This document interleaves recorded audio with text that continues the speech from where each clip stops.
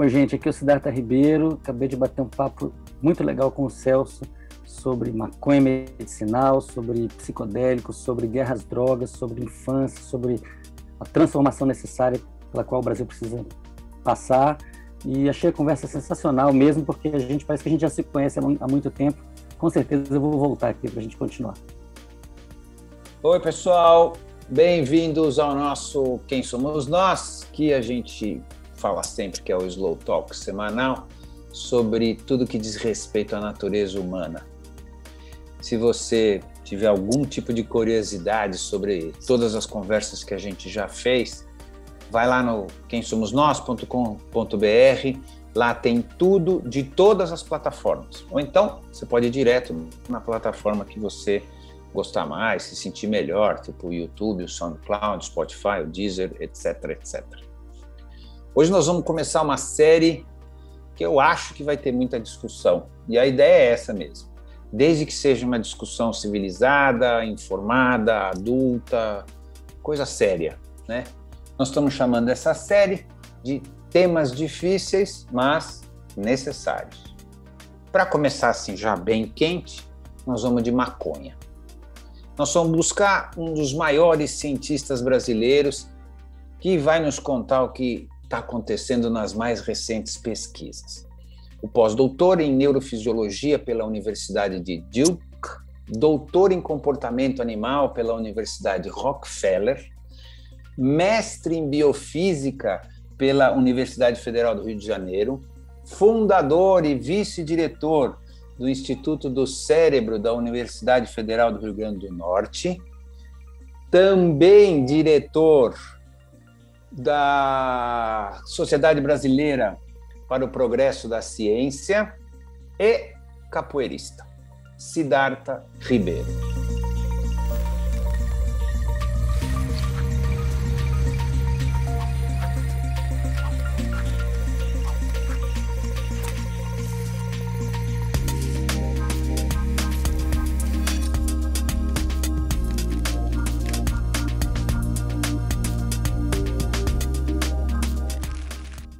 Quem é você?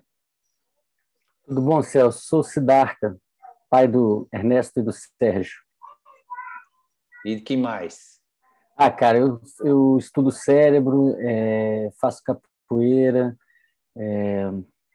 me dedico bastante atualmente a cuidar da saúde da família.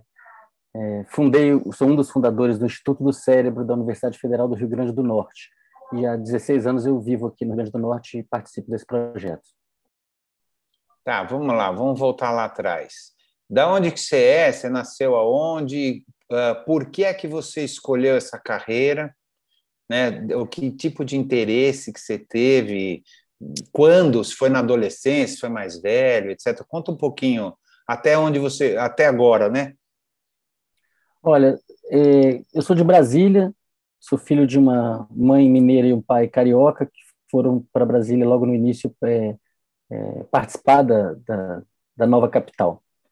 E fui criado em Brasília, saí de lá já depois da universidade. Fiz o UNB, fiz biologia na UNB. Já desde os 15 anos eu comecei a frequentar laboratórios de biologia, inicialmente no laboratório de microbiologia, com a professora Loreni Juliano, a convite do professor Isaac Reutemann. Depois continuei a trabalhar com o professor Isaac muito tempo, e aí fui me enfronhando na pesquisa, faço pesquisa desde então, estou fazendo 50 anos agora, e nunca mais parei de fazer pesquisa em biologia. Agora, a partir do final da graduação, eu comecei a me interessar pelo cérebro, especificamente. Então, saí da microbiologia, fui fazer neurociência, aí fiz mestrado no UFRJ, fiz doutorado na Universidade Rockefeller, nos Estados Unidos, depois fiz um pós-doc na Universidade de Duke, e voltei para o Brasil para fundar um instituto, que foi o Instituto Internacional de Neurociências de Natal. Depois eu saí desse instituto e fundei outro, que se chama Instituto do Cérebro da UFRN, que eu mencionei antes. E o meu laboratório é um laboratório que aborda muitos assuntos diferentes. O nome do laboratório é Sono, Sonho e Memória. E a gente trabalha em seres humanos, em animais, em ratos, em polvos, pesquisando esses assuntos. Mas esses assuntos eles não definem um laboratório. Então, por exemplo, a gente tem toda uma linha de pesquisa com psicodélicos e propriedades dos psicodélicos clássicos, que são aqueles ligados ao neurotransmissor serotonina, semelhantes à serotonina. Faço colaboração com colegas que pesquisam os efeitos medicinais da maconha para epilepsia, e me envolvo bastante com a questão da política de drogas, que está por trás, né, a nossa má política de drogas está por trás de um grande genocídio da população, sobretudo da população negra periférica do Brasil, e me envolvo bastante nisso através da Plataforma Brasileira para a Política de Drogas, e como eu sou diretor atualmente da Sociedade Brasileira para o Progresso da Ciência, também atuo nesse assunto no âmbito da SBPC. Ótimo, vamos puxar daí então. Vamos voltar lá, você fala das drogas psicotrópicos, etc., que atuam como a serotonina. Quais que são? Aí a gente está falando de DMT, que está presente no chá do Santo Daime, no vegetal, né, ayahuasca. Uhum. A gente está falando do 5-metox-DMT, que é semelhante ao DMT, e está presente na secreção do sapo bufalvários e também em alguns rapés amazônicos, lá na região do Alto Amazonas. A gente está falando do LSD, que é uma substância sintética, a gente está falando da mescalina, que é uma substância natural, a gente está falando de psilocibina, que está contida nos cogumelos mágicos, né? De Zebu, Exato. E outras substâncias, há muitos análogos, né? E o NDMA é uma substância que também atua no sistema da serotonina, mas ele é um tanto diferente dessas todas que eu falei, mas a gente poderia incluí-lo também, que é a substância contida no o princípio ativo da droga de rua êxtase. Todas essas substâncias têm sido estudadas nos últimos 20 anos com viés terapêutico, e elas representam hoje uma gigantesca promessa na psiquiatria para o tratamento da depressão e do trauma. E recentemente tem saído muitos estudos interessantes nessa direção e pesquisas mostrando que essas substâncias promovem o que a gente chama de plasticidade cerebral, ou seja, o cérebro ele fica mais transformável, ele fica mais fácil de ser modificado. Isso acontece porque essas substâncias induzem a produção de novas conexões entre neurônios, inclusive a produção de novos neurônios. Alguma parte dessa pesquisa, uma parte relevante, inclusive, dessa pesquisa, tem sido feita no Brasil, nos laboratórios de pessoas como o Stevens Rein, do IDOR, do FRJ, o laboratório do Richardson Leão, aqui do Instituto do Cérebro, da UFRN, o laboratório do professor Draulio de Araújo, com a ayahuasca, na UFRN, o meu próprio laboratório, na pesquisa com LSD, o laboratório do professor Luiz Fernando Toffoli, também com LSD, o laboratório do professor Dartil Xavier, que é um pioneiro nessas questões com ibogaína, e falar também do trabalho do Eduardo Schemberg, que é um pesquisador que tem feito no Brasil as pesquisas com MDMA. Então, a gente tem uma massa crítica atuando nisso no Brasil, agora é uma revolução no mundo, tem muitos lugares diferentes, em muitos lugares diferentes do mundo, grandes institutos com milhões de dólares estão sendo criados apenas para fazer essa pesquisa. E você falou que quando a gente aprende no ensino médio, no segundo grau, eu sou mais velho, então era segundo grau, fala assim, neurônio não nasce de novo, né? Neurônio já vem, você só perde, não nasce, né? E você citou aí criar novos neurônios, além de novas conexões. Quer dizer, hoje isso todo mundo sabe disso, quer dizer, todo mundo que eu digo, os cientistas sabem disso, assim, a criação de novos neurônios. Existia um dogma que a gente nascia com um número X de neurônios e só podia perdê-los. Esse dogma ele foi questionado no final dos anos 60, mas as pessoas não acreditaram nos experimentos, eles também não eram muito bem feitos, e o pioneiro nesse assunto não conseguiu convencer as pessoas. Foi nos anos 80, um pesquisador chamado Fernando Nottebohm, que foi um dos meus orientadores de doutorado, ele descobriu que nos pássaros sazonais, por exemplo, o canário, ele canta numa parte do ano e outra parte do ano ele não canta. E aí ele descobriu que as regiões cerebrais envolvidas no canto mudavam de tamanho drasticamente no macho entre as estações. E aí isso levou ele a uma série de descobertas até ele demonstrar que no animal adulto, a cada ano havia uma gênese de novos neurônios, uma produção de novos neurônios que migravam e se instalavam nessas regiões ligadas ao canto, fazendo aquela região crescer ou diminuir muito a cada ano, sazonalmente. Isso depois levou a pesquisas em roedores e depois, eventualmente, em seres humanos. Hoje em dia existe uma Consenso. um consenso na ciência de que a neurogênese em adultos existe em todas essas espécies. E é diferente para cada espécie, algumas têm mais, outras têm menos. No ser humano, aparentemente, muito pouco, só em lugares muito específicos, em particular no hipocampo, no giro denteado do hipocampo, que é uma porta de entrada para memórias novas.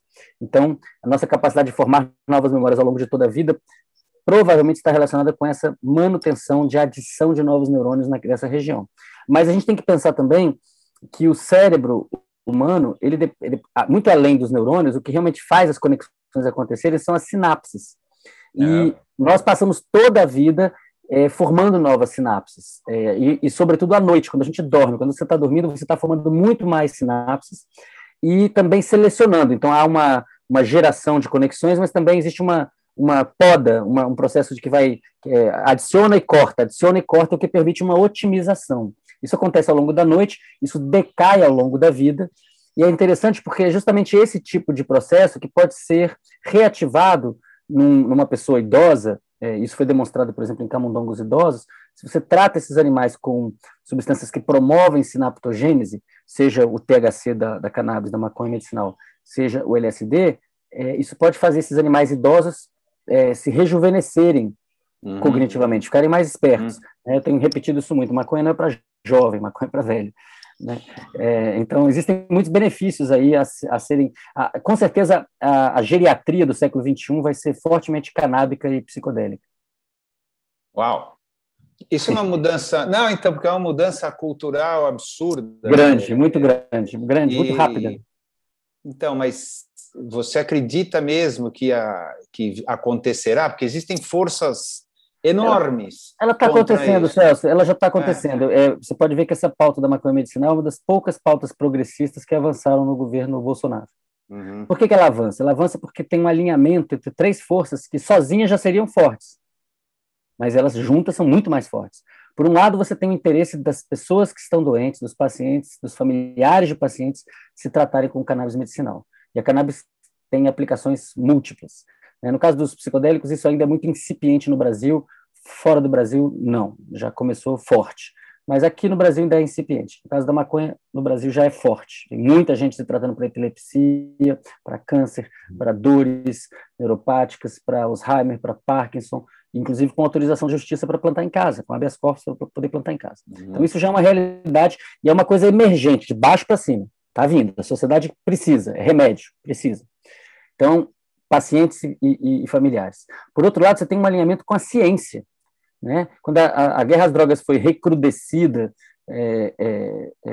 pelo Nixon, depois pelo Reagan, a ciência ainda tinha muito pouca informação de qualidade, tinha muita ciência, inclusive, paga para dizer que maconha mata neurônio, por exemplo, que é uma grande besteira, né? Então, assim, não havia um consenso científico de que essas coisas são relevantes, importantes, interessantes para a medicina.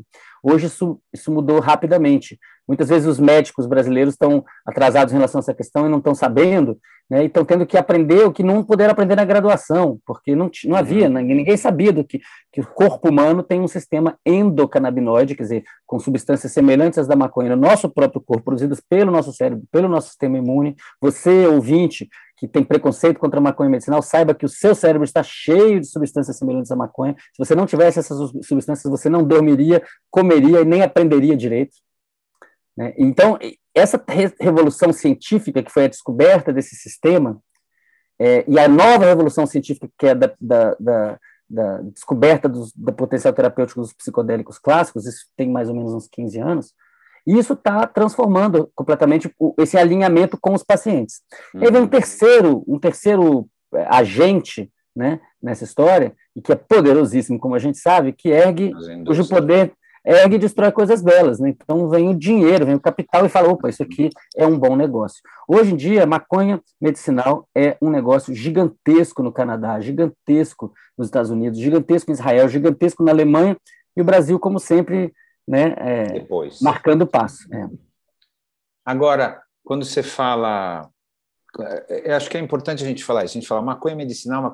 Quando fala maconha, sempre a gente pensa no beck, né, no cigarro de maconha, do cara fumando maconha e etc. E aí fala, bom, tem todas as substâncias que fazem mal para o pulmão e etc, etc.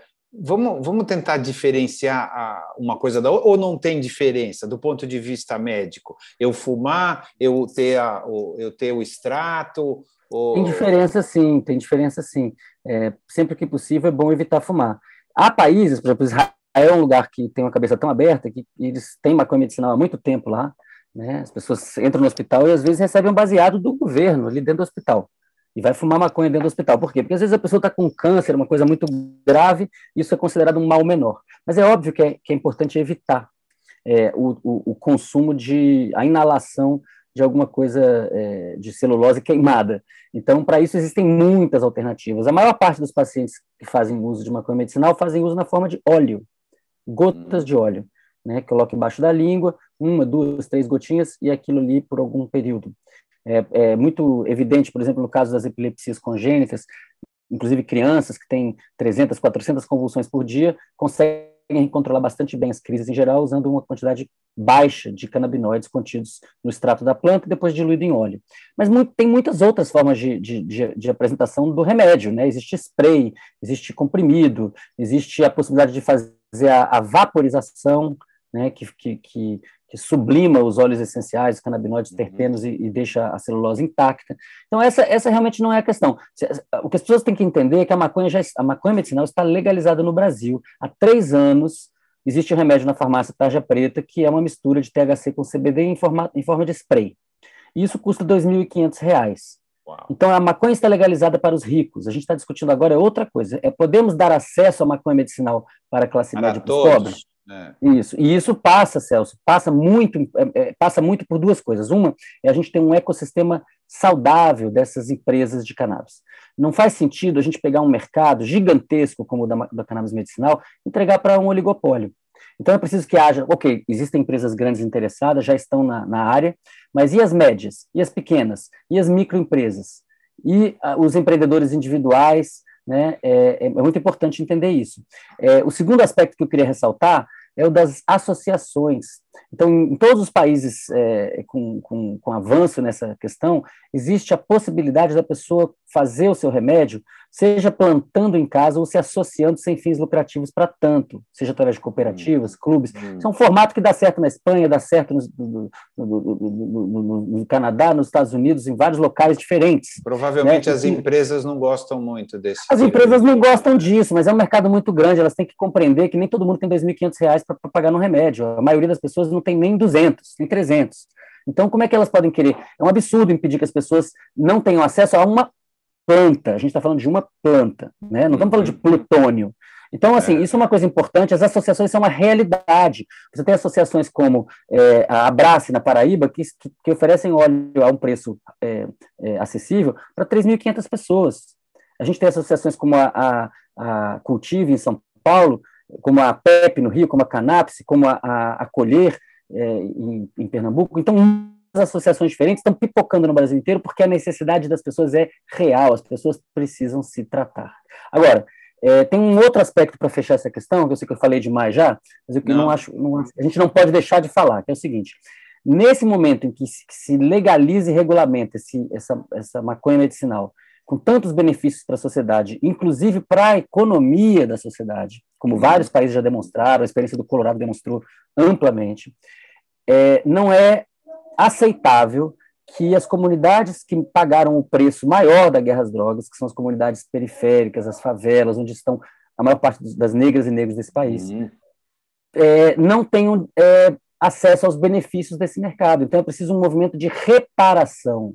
As comunidades que foram destroçadas pela guerra às drogas, que viram seus jovens serem mortos pela polícia, indo para a escola, dentro da Kombi, por causa da tal da guerra às drogas, essas comunidades têm que ter uma parte do bolo. Elas têm que ter um fomento para que lá existam startups para elas poderem fazer. Porque a cannabis medicinal, o modelo da cannabis medicinal é um modelo que permite muita variação. As pessoas precisam de tipos diferentes de cannabis para doenças diferentes. Então, existe um espaço muito grande para que pequenos produtores se estabeleçam, uma coisa mais para terroir do que para grande escala. Soja, né? Não é soja. Não é soja, exato. É interessante essa tua ideia, assim, mas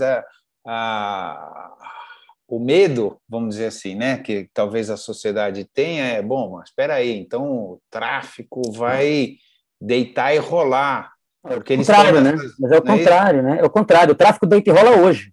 O que É, a gente tem que fazer é trazer toda essa economia para a luz do dia, pagando imposto, né? Pagando direitos trabalhistas. Quando tem uma competição comercial, ninguém mata ninguém. essa é a lógica mesmo. Eu estou dizendo o medo que tem nas pessoas, né? As É que pessoas fazem foram muitas muito décadas de lavagem tempo. cerebral, né? Muitas décadas de É, lavagem cerebral. As pessoas convivem com uma droga muito é, traz muitos benefícios, mas também é muito perigosa, que é o álcool. E as pessoas convivem com muita leniência. E elas têm uhum. muita dificuldade de entender que a cannabis, embora ela tenha seus grupos de risco, como qualquer substância tem, ela é, de modo geral, muito mais benigna, menos perigosa para a sociedade e para as pessoas do que o álcool ou o Não, tabaco. o álcool Né? mata muito mais, isso é disparado, Nossa, é né? Não tem nem... incomparável. Exatamente. Incomparável. E E nem por e é isso nós legal. queremos. E nós não queremos. O ponto não é tornar o álcool ilegal, o ponto é fazer uma Uhum. regulação isonômica. A contrapartida de nós termos demonizado a maconha é nós termos glorificado o álcool. O Uhum. álcool é glorificado até hoje. Você liga a televisão, você vai ver lá um jogador de futebol a partir de uma certa hora, né, bem sucedido aos olhos da sociedade, rico, com mulheres lindas, com uma lancha, tomando álcool.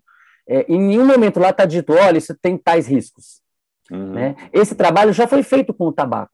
O tabaco hoje em dia não é glorificado mais. Uhum. Mas também não vale a pena proibi-lo. Imagina o que teria acontecido se o Brasil, em vez de regulamentar o tabaco, regulamentar o local de uso, impedir a propaganda positiva, etc. Imagina o que teria acontecido se nós tivéssemos proibido o tabaco. É mais Al Capone ia ser, né? Mas Al Capone, as pessoas se matando, subindo o morro para poder claro. arrumar um cigarro para fumar. Foi o que aconteceu na Absurdo. experiência americana lá, quando na lei seca foi tudo ao contrário, deu tudo errado. Tá Né? tudo Então errado. não é por aí, não adianta. Isso já está mais do que comprovado, né? Proibir não é a saída, né? Para esse tipo de coisa. Tem um estudo recente feito pelo SESEC, lá do Rio de Janeiro, coordenado pela Julita Lengruber, que é sobre o custo da proibição. Né? Quanto custa proibir? E o que essa pesquisa levantou, são os resultados preliminares, é que 5,2 bilhões de reais foram gastos em um ano pelos governos de Rio e São Paulo para a guerra às drogas. A guerra às drogas não funciona, porque o consumo não diminui. Então, você está jogando dinheiro fora, e é um dinheiro que, além de ser jogado fora, veja, é mais dinheiro do que tem anualmente no Fundo Nacional de Desenvolvimento Científico e Tecnológico, que deveria financiar a ciência brasileira, não financia porque está contingenciado. Mas, assim, digamos, todo o dinheiro que é arrecadado junto ao setor privado para financiar a ciência é menos do que Rio e São Paulo gastam por ano em guerra às drogas. Qual é o resultado prático disso para a população? Insegurança. Insegurança em vários níveis. Insegurança por causa da guerra, dos tiros trocados. Insegurança porque aquele comércio é um comércio que não tem nenhum tipo de regulação. Então, qualquer pessoa pode comprar aquilo, uma criança pode comprar aquilo. Agora, o que vem ali dentro, ninguém sabe o que é. Sabe. Então, é um monte de absurdos, né, que causam doença na sociedade, que causam males na sociedade, e ainda financiado a peso de ouro, né, pelo poder público, e a gente sabe muito bem da repercussão, digamos assim, da infiltração do sistema do Estado, né, por esse tipo de mercado ilegal. O mercado só é tão lucrativo porque é ilegal. Claro, é isso mesmo. Mas também agora, uma das dificuldades é que tem tanto interesse envolvido, inclusive de manter esse fluxo de verba para segurança e etc., porque tem uma questão de poder também, né? Não é só uma questão de saúde, né? Se fosse só uma questão de saúde, acho que já há algum tempo que se fala sobre a questão de liberação, né, de algumas drogas, etc., mas acho que não é isso. Tem uma questão de poder da própria polícia, tem uma questão de poder né, envolvida. Tem uma questão de poder separar as pessoas em matáveis e não matáveis. Isso também. É uma coisa que diz respeito a essa guerra antiga dos brancos contra os negros no Brasil. Uhum.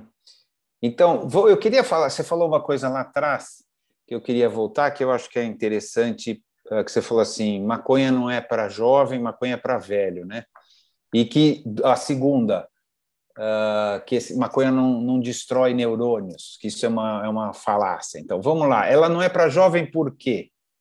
Então, é muito interessante. Claro, eu não estou dizendo que a maconha não possa ser usada como remédio para jovens. Há certas Não, pessoas sim. jovens que têm uma certa patologia para as quais vale a pena utilizar a cannabis como terapêutica. Agora, para uma pessoa normal, que não tem nenhuma patologia específica, é muito importante que não exista um uso precoce e abusivo de cannabis. O uso precoce e abusivo de cannabis está ligado epidemiologicamente, ou seja, quando a gente olha para a população como um todo, a chamada síndrome amotivacional, a famosa vontade de não fazer nada.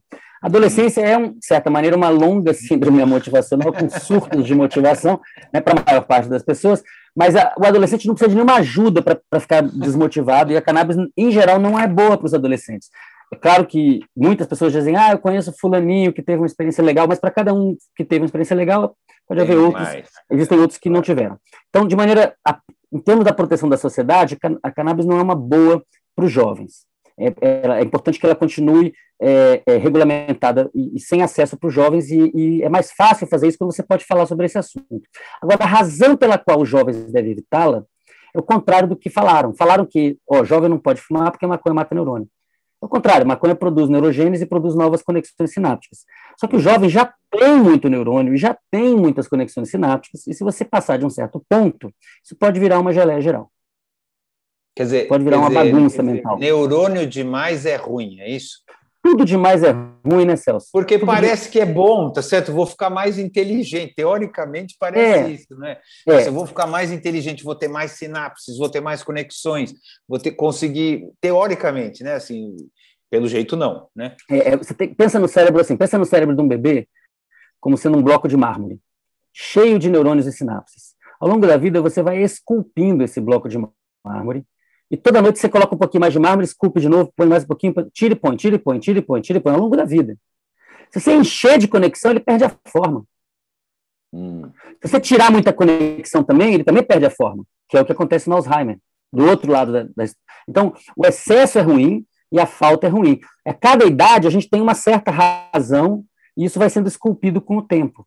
Agora, você pega um experimento publicado em 2017 na Nature Medicine, que é uma revista muito boa, feito com camundongos. Então, a gente não está falando de um placebo aqui. Porque, às vezes, isso é um efeito placebo. Não, falando de um bichinho.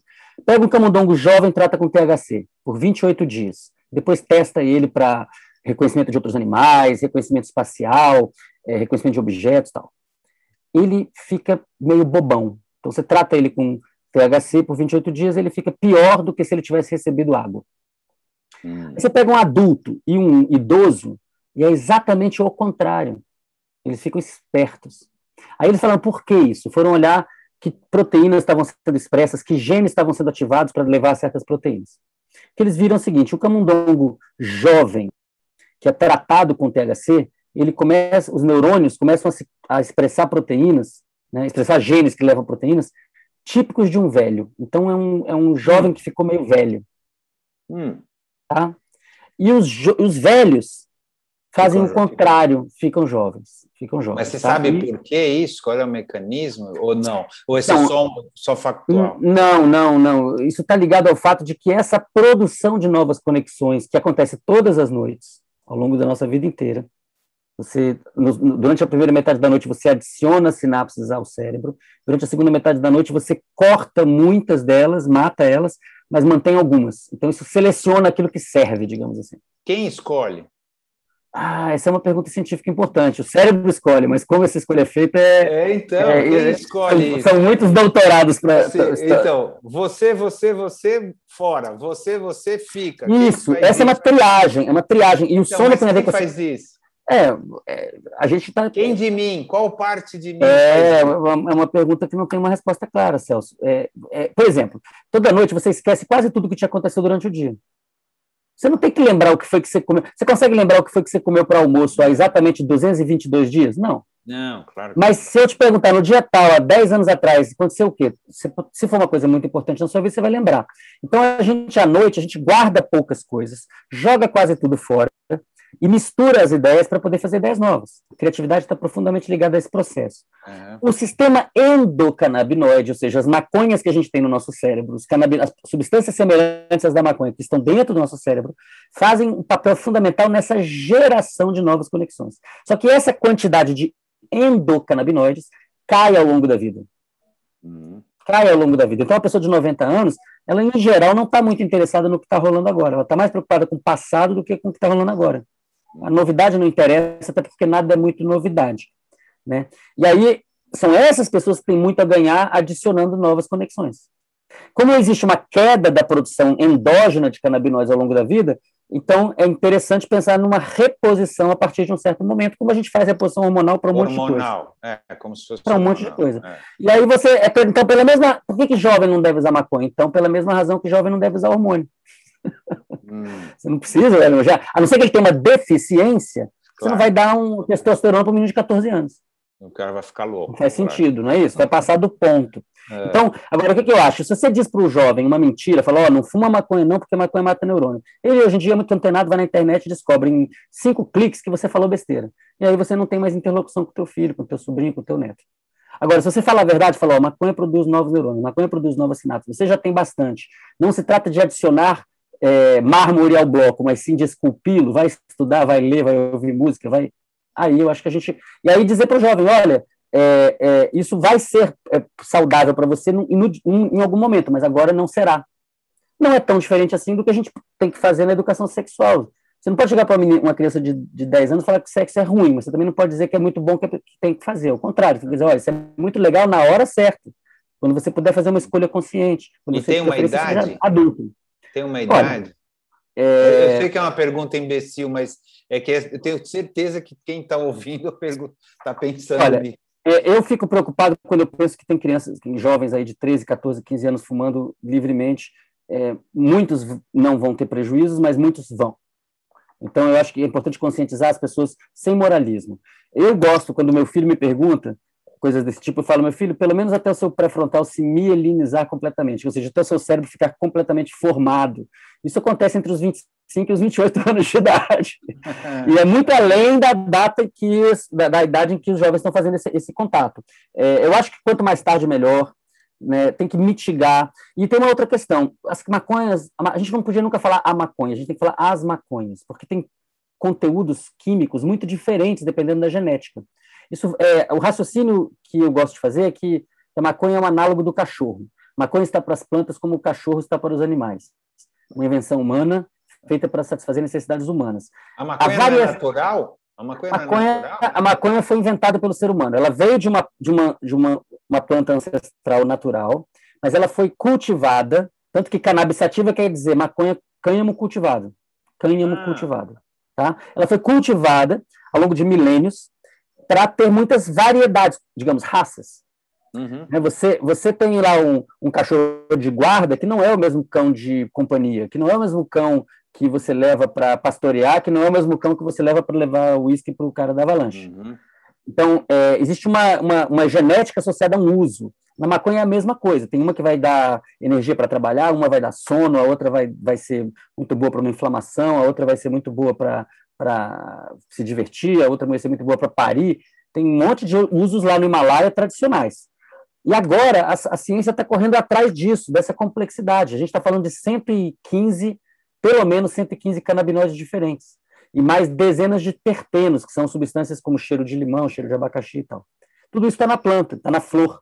E cada uma dessas composições tem aplicações diferentes. Então, hoje, por exemplo, em Israel, no Instituto Israelense de Tecnologia, tem um pesquisador importante, o David Mary, com um programa de personalização de tratamento canábico para epilepsia e câncer. Então, a pessoa tem uma certa epilepsia, tem um certo câncer, vai tratar essa pessoa com essa doença nesse momento específico da vida dela. Não é uma coisa geral. Então, vai pegar uma célula dessa pessoa nesse momento, vai colocar numa cultura de tecido, vai fazer aquilo crescer, vai colocar aquilo num sistema, tem um robozinho que vai colocando aqueles canabinoides e vai colocando as diferentes possibilidades.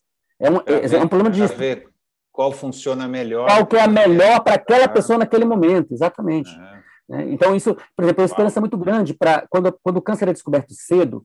Hoje, a gente sabe que os canabinoides são antitumorais. Eles possuem propriedades que são diretamente contra os cânceres. Então, para glioblastoma, por exemplo, que é um câncer muito sério de cérebro, quando o diagnóstico é precoce, existem estudos sugerindo que isso pode ser usado para deter o avanço da doença. Isso é uma fronteira. Não é curar, Olha, só os canabinoides eles reduzem a velocidade. A evidência que está presente é que há uma redução. E quando você coloca só a radioterapia, quimioterapia, ela também não resolve, mas quando faz a radioterapia com os canabinoides, praticamente o tumor não cresce in vitro, numa placa de Petri. Agora, muito dessa pesquisa dos últimos 5 anos, quase toda. A primeira evidência de que a cannabis tem propriedades antitumorais é de 2014. Agora. É recente. É recente.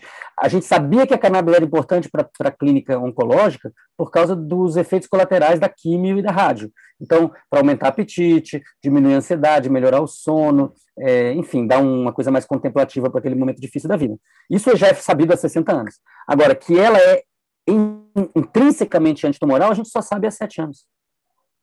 Isso, quando você fala, nos ratos isso, nos ratos aquilo, as experiências nos seres humanos também foram feitas ou não ainda? Depende da doença. Para epilepsia, sim, claramente, há muito tempo. Em Alzheimer e Parkinson, crescentemente. Para dor, é muito claro, tem dores horrorosas que ninguém cura com nada e que com canabinoides resolve. Né? Então, para outras coisas, para câncer, a maior parte da evidência ainda é em laboratório, in vitro, em animais, mas alguma coisa já está sendo feita, ensaios clínicos estão sendo feitos. Agora, a gente também não pode pensar que a maconha é uma panaceia, porque cada caso é um caso. Como a gente fala na capoeira, uma coisa é uma coisa, outra coisa é outra coisa. Né? Então, existem alguns cânceres que são ligados a vírus, por exemplo, em que talvez os canabinoides possam atrapalhar. Então, não é que a pessoa tem câncer, então vai... Por exemplo. Então, não é, a gente não é... O que é importante é que a gente legalize regularmente para que a ciência possa fazer o seu trabalho. E para que a gente possa ter a parcimônia e o escrutínio de saber o que é para cada situação. Né? Para uma certa pessoa, talvez seja importante ter uma substância purificada ao máximo, para outra, a planta inteira resolve. E isso é caso a caso. Agora, o embargo da pesquisa, a dificuldade de trabalhar, isso precisa acabar. Né? Já deu. É suficiente. Talvez tenha essa coisa da maconha recreativa que cria em boa parte da sociedade brasileira a ideia de que isso aí é para liberar. Não, eu não estou defendendo, né? Eu estou tentando... Não, eu entendo perfeitamente, mas eu queria fazer aqui uma reflexão aqui com o público mesmo, né? A maconha recreativa, ela é uma realidade no mundo ocidental desenvolvido. O país que inventou a proibição da maconha já desinventou, que se chama Estados Unidos. Estados Unidos, Né? Então, assim, o Brasil, ele pode achar, o Brasil dos anos 50 podia achar o biquíni uma coisa feia, o Brasil dos anos 60 podia achar o divórcio absurdo. Né? Agora, o Brasil faz parte do mundo. Então, a maconha recreativa, ela é uma realidade, é um mercado gigantesco. E hoje em dia é um mercado que está na mão de criminosos, seja no aparato estatal, seja fora do aparato estatal. Não, está perfeita. A lógica é perfeita e você não precisa me convencer. É que se você vai conversar com a média das pessoas, não, pô, sabe, vai liberar maconha, cheio de maconheiro por aí. O que elas têm que entender é que a maconha está liberada, a maconha está totalmente liberada. Se o teu filho de 8 anos de idade for ali na biqueira comprar maconha, alguma coisa preta e fedorenta vão vender para ele e vão chamar de maconha. E ele vai... de maconha. Então, assim, a gente tem que abrir o olho que entre é que nem a história de impedir a disseminação do HIV na África proibindo o sexo. Né? Onde isso foi tentado, foi um fiasco completo. O que tem que fazer é redução de danos, vai lá, explica para as pessoas que existe um vírus, que é a transmissão, não sei o quê. E aí a coisa avança. A gente precisa de mais ciência e mais consciência. As pessoas elas querem tirar o problema da cabeça delas, elas acham que proibindo, o problema deixou de existir. Não, ele fica pior. Fica pior, você está apagando a fogueira com gasolina. Hoje em dia, os jovens aprendem sobre substâncias com outros jovens que também não sabem nada. Né? Você... Olhando o Brasil de hoje, né, tudo que você está falando, etc., tem uma lógica absurda e não tem, é difícil de questionar. Mas olhando o país de hoje que a gente está vivendo, qual que você acha que é a chance dessa clareza toda sobre esse assunto virar um consenso ou pelo menos virar uma lei que libere isso e que se possa fazer tanto estudos quanto consumo, etc.? Olha, Celso, o Brasil está num momento muito difícil culturalmente, porque ele tem um terço, quase metade, que quer ir numa direção e tem um terço, talvez metade, que quer ir numa outra direção. O Brasil tem uma possibilidade de virar um país fundamentalista cristão, moralista e ouso dizer assim, digamos, com a inspiração da Flor de Lis. Com esse tipo de moral, com esse tipo de moral. Né? Por aí mesmo. E isso está em jogo, isso está em questão, e isso tem uma questão profunda para o pessoal aí da Faria Lima decidir. Um país civilizado é um país em que a esquerda e a direita se alternam em torno do centro. Então, quando o Jospin perdeu a eleição para o Le Pen lá na França, o Chirac recebeu o apoio dos socialistas. Infelizmente, no Brasil, na hora que a gente teve o contraste claro, um contraste claro entre Haddad e Bolsonaro, muita gente da Faria Lima, quase todo mundo, resolveu dizer que lavou a mão, falou que não dava para escolher, o que na prática era escolher o Bolsonaro, ou simplesmente se aliou com isso daí. Então, eu entendo hoje, até falei sobre isso. Ou foi para Paris também. Tem gente que viajou para fora para não dizer que, para não ter que escolher. E se tivesse ido para o Crato, foi melhorzinho, mas para Paris foi chato. Né? Eu também acho. Muito chato, muito chato. Eu acho assim, a gente precisa de um projeto de país. Esse projeto de país tem que ter um arco amplo de alianças que vá da esquerda à direita e que isole os extremos. Isole os extremos para poder governar. Hoje, a esquerda não tem extremo mais. Você não tem ninguém da esquerda falando em luta armada, nada disso. Então não tem mais extremo. Do Boulos para cá, todo mundo tem condição de conversar. Não é? Centro-esquerda. É centro-esquerda. Todo mundo, a gente, na verdade, o que a gente quer é uma social-democracia que funcione. É isso. Né? E do outro lado, você tem uma direita que se aliou com a outra direita, que a gente tem que rachar essa aliança, tem que trazer a direita de volta para a conversa sobre o projeto de país. Precisamos de um projeto de país, precisamos investir em ciência, tem que descontingenciar o FNDCT, precisamos investir em educação. Era para a gente estar vendendo vacina para o mundo, não era para a gente estar nessa situação ridícula, patética e trágica. Então, assim, eu acho que nossa tarefa nos próximos 2 anos, eu vejo com entusiasmo a tarefa de botar o país de volta nos trilhos, reconstruir o país, fazer um projeto de país que funcione. Se a gente investir em educação, ciência e cultura, em 30 anos esse país vai dar certo. Né? Agora, essa pauta específica, ela avança mesmo nesse governo de trevas. Ela avançou a despeito das posições equivocadas do governo nessa questão. Por que avança? Porque aqueles 3 eixos estão alinhados. Então, o mercado, por um lado, o capital pressionando muito, e a sociedade, por outro lado, pressionando, e a ciência dando o fio de prata, falando, olha, gente, vocês não estão falando besteira, isso não é desejo, isso não é wishful thinking, isso é real. Isso a maconha medicinal é uma realidade, é uma transformação profunda da medicina.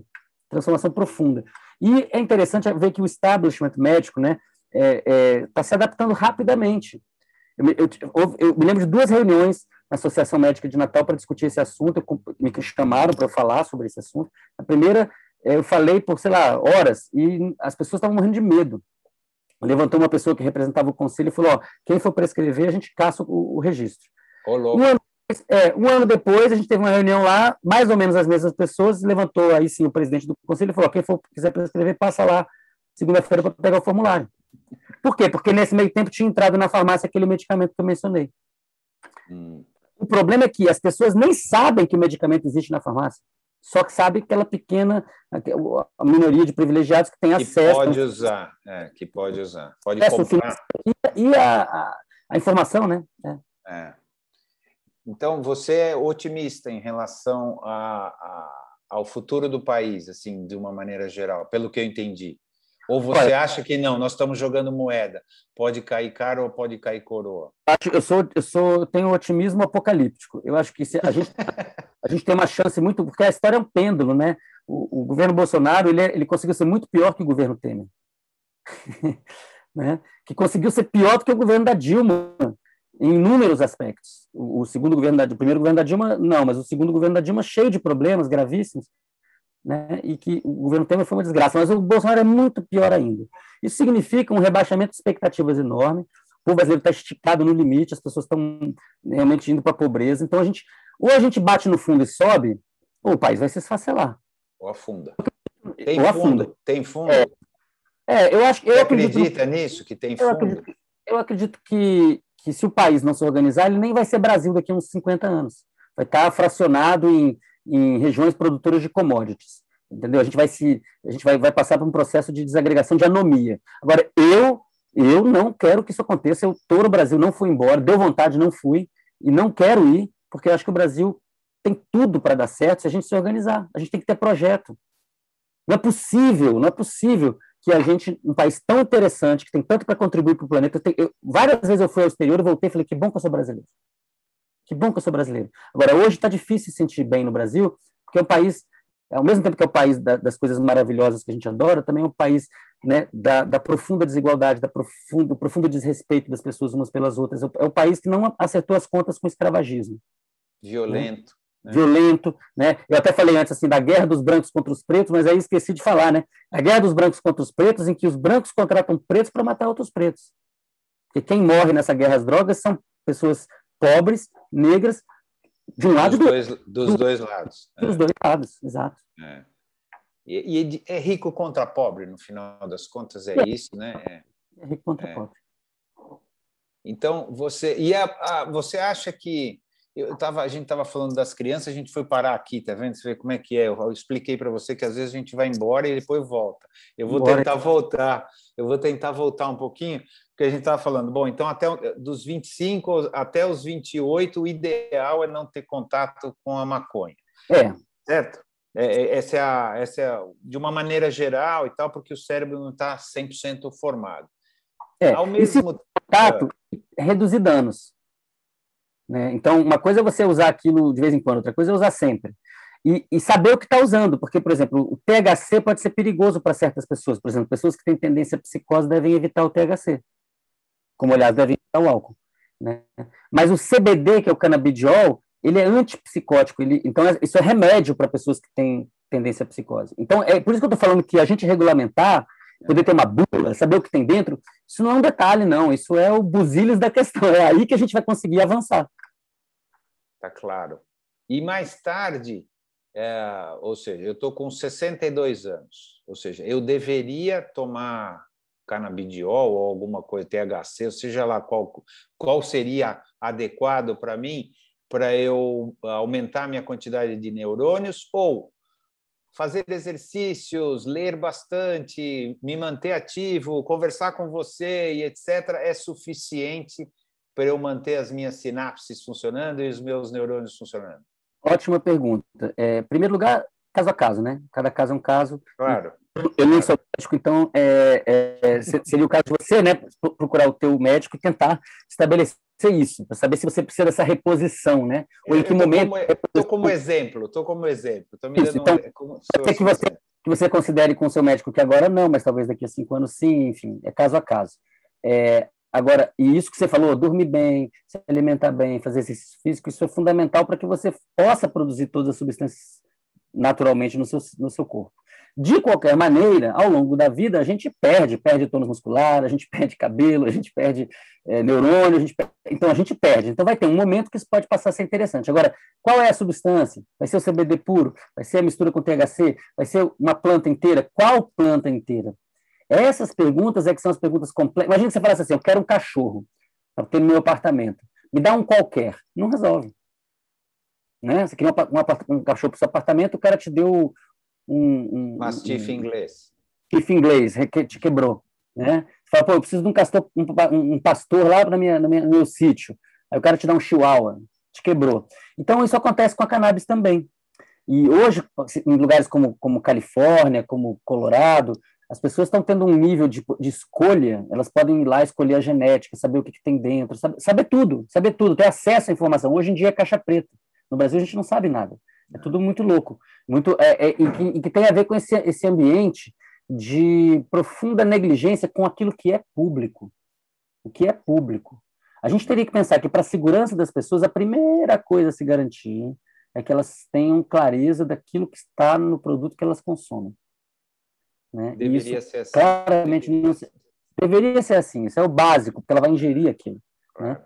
E isso não é garantido. Agora, o que eu acredito? Eu acho que a gente avança aos saltos. Então, depois desse retrocesso todo, vai ter um momento em que a gente vai dar um passo grande à frente. Eu tenho visto muitas pessoas, Celso, pessoas, inclusive, bem mais velhas do que a gente, que passaram a vida toda com enormes preconceitos em relação à maconha, que entraram em guerra com seus filhos e netos por causa de maconha, e que hoje, aos 70, 80, 90 anos, estão se tratando com cannabis medicinal e achando ótimo. Por quê? Porque tiraram 5, 6, 7, 8, 10 remédios que tinham sido prescritos ao longo da vida e que tem muitos efeitos colaterais e que às vezes está tomando um remédio para mitigar o efeito do outro remédio, o outro remédio, um dominó de remédios, e a pessoa de repente tira 10 remédios e troca por uma planta.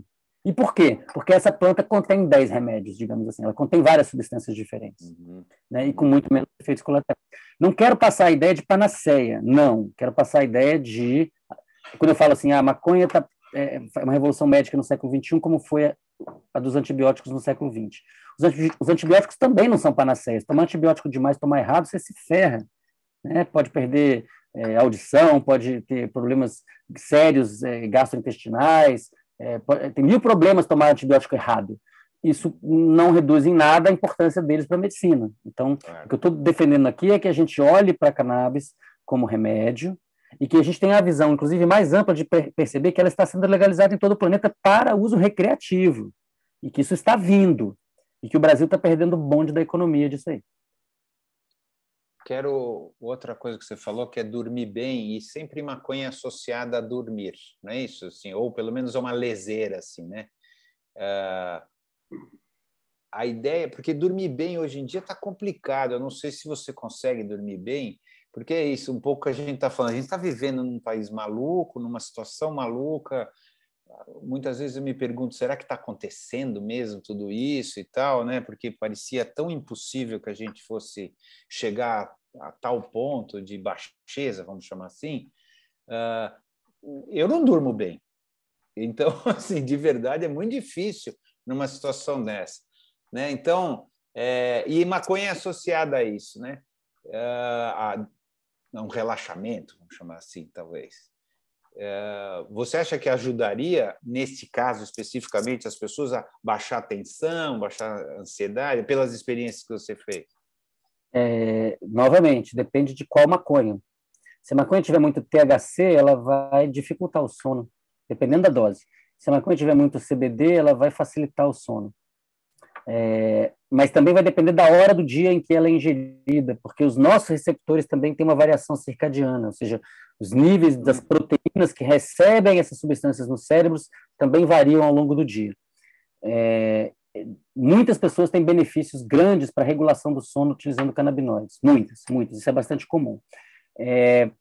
Porém, contudo, todavia, o uso da cannabis dificulta a lembrança dos sonhos. Isso não é ruim? Depende. É ruim em si? É ruim em si você não lembrar?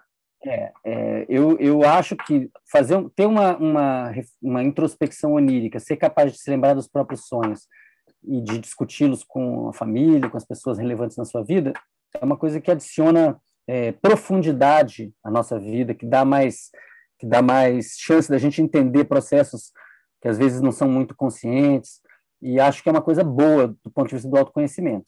E é importante que as pessoas saibam que o uso de cannabis frequentemente dificulta essa lembrança ao despertar. Não corta a experiência onírica, a pessoa continua sonhando, mas tem dificuldade de se lembrar. Então, eu diria assim, facilita o sono, facilita, mas não o sonho. Facilita o sono, mas não facilita lembrar do sonho. Uhum. Eu queria voltar num negócio que para mim ainda está difícil. Quem escolhe, que eu digo, qual parte do meu cérebro escolhe, ou qual parte da minha pessoa escolhe, qual neurônio fica, qual neurônio vai embora e com que critério, se é que a gente sabe disso? Essa é uma pergunta de muita importância científica e as nossas respostas são todas parciais. Uma possibilidade é que essa escolha ela é local, ela é feita célula a célula, sinapse a sinapse, que não tem um gerente, que não tem um coordenador geral. Outras hipóteses são de que existe algum tipo de gerência de sistemas, assim como você pensa numa gerência de sistemas de computadores numa computação, no cérebro também você tem muitas áreas cerebrais que estão em conexão, e poderia ter um processo global rolando. Existem experimentos, por exemplo, pensando em um específico feito pelo Jan Born, lá em Tübingen, na Alemanha. Eles fazem um experimento assim, eles treinam as pessoas que vêm ao laboratório como voluntários de pesquisa para fazer duas tarefas diferentes ao computador.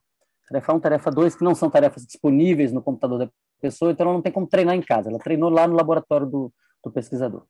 Falou, amanhã você volta para fazer novamente essas tarefas, para ver se você melhorou, e aí eu te pago o que você vai receber e tal. Aí, beleza, a pessoa preenche formulários, quando ela está saindo do laboratório, o pesquisador fala assim por cima do ombro, completamente de maneira casual, falando, olha, aquela tarefa 2 a gente não vai testar, não. Aí a pessoa vai para casa, dorme, volta no dia seguinte e fala, mudei de ideia, eu vou testar 1 e a 2. O que você acha que acontece? O cara vai mal na 2, com É certeza. mal na 2, é mal na 2. E ele treinou a 2. Ele treinou pela mesma quantidade de tempo e tal, só que você disse para ele que não ia cair na prova. Você falou para ele, não vou cobrar. E o cérebro vai lá e, de alguma maneira, etiqueta aquelas memórias e aí, durante o sono, joga fora. Então, mas aí foi uma ordem de fora, tá certo? Foi uma ordem, não, foi um comando de fora que fez isso. No sonho, então os comandos que eu recebo, veja se eu posso interpretar assim, os comandos que eu recebo durante o dia é que vão, de alguma maneira, orientar esse corte? Isso, e as emoções. E as emoções. Você tende a é. daquilo que te causou muita dor ou muito prazer. E daquilo que tem alto valor comportamental, né? Você vai se esquecer de um compromisso muito importante para você. A menos que você tenha alguma questão contraditória aí, a gente está entrando no terreno da reputação. Aí é o contrário. Aí eu vou esquecer porque ele é muito importante. Eu sei, até hoje eu sou assim, eu só tenho memória emocional, tenho pouquíssima memória factual. E eu procurei quando eu era mais jovem, alguém, um especialista, falar, eu não tenho memória factual. As pessoas falam, lembra disso, daquilo. Eu tenho muita dificuldade. Agora, se me falar a emoção do momento, eu sei. Então, e eu fiquei muito preocupado, que eu falei, eu sou esquisito, né? Assim, as pessoas contam coisas que eu falo e faço que eu não lembro. Que eu não lembro, mas eu lembro se tiver uma emoção associada. Então, essa questão da emoção, para mim, sempre foi muito clara, mas eu achava que era um defeito. Não funciona com essa moeda de troca aí, a emoção. Tem um filme, aquele filme A Cruzada, você viu esse filme? Tem uma hora que o Liam Neeson ele vai transformar o filho dele em cavaleiro, que é o Bloom, e aí ele pega... Bloom, né? Exatamente. E aí ele pega a espada e faz assim para transformar ele em cavaleiro, pega aquela luva de cota de malha e dá com força na cara dele e fala, por que isso? Ele fala, para que você se lembre. Então é mais ou menos isso. Eu só funciono assim, que é estranho. Mas tudo bem, até hoje é assim, por incrível que pareça. Mas me acalmaram, falaram, não, sério, tudo bem, é normal e tal. Quando eu procurei, falei, pode acontecer de ter pessoas que só registram mais emoções do que fatos, que é o meu caso. As pessoas elas vêm em sabores diferentes, né? É interessante, mas isso me perseguiu um tempo como se fosse uma doença, né? Eu falava, meu Deus, como que eu não sei, né? O que eu fiz, né? Mas é interessante. Vamos lá, a gente já está aí 1 hora batendo papo, por incrível que pareça. Pelo menos para mim passou rápido, não sei se para você não. Eu vou encerrar, como eu sempre encerro, e acho que vindo de você, eu acho que tem uma conotação bem diferente. Quem que somos nós? Nós somos híbridos, migratórios, carinhosos, violentos, inventores, criativos, sofredores e sonhadores. Uau! Somos tudo isso. Boa! Valeu, obrigado.